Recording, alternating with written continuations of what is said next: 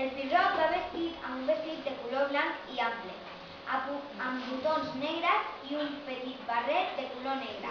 I té la cara pintada de blanc. Per exemple, aquest vestit és molt vist entre aquest personatge clàssic. Mira, com va vestit el clown?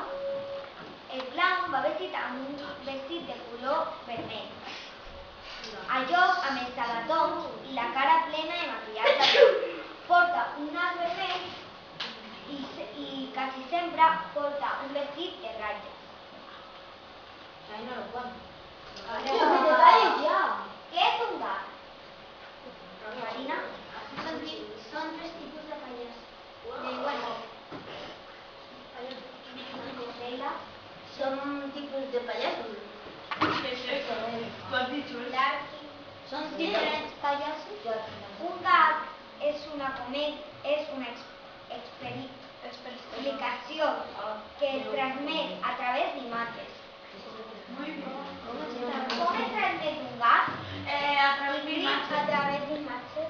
Sí. Bien, bien. Quins payasos hi ha?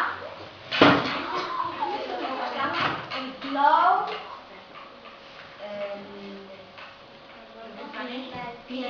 Pierrot y el Cuso. Y el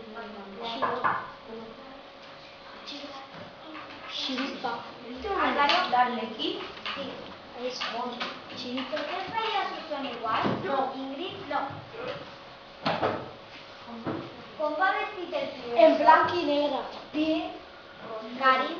En blanco y negro. No. Sí. No, el blu. Sí, tiene el papelito. El pilot va vestit amb ratlles, amb negres vermells. Álvaro.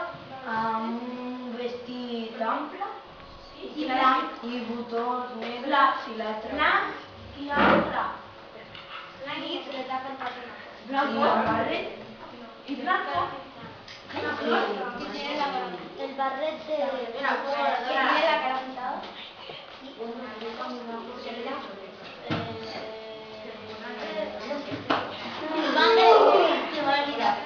barret de blanc i amb puntet amb un vestit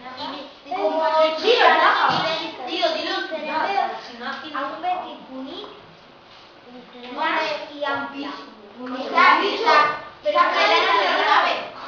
Sí, yo he dicho blanco. El círculo de las... Negra y blanco. Negra y blanco. Negra y blanco. ¿El qué es? Cari. Negra y blanco. No.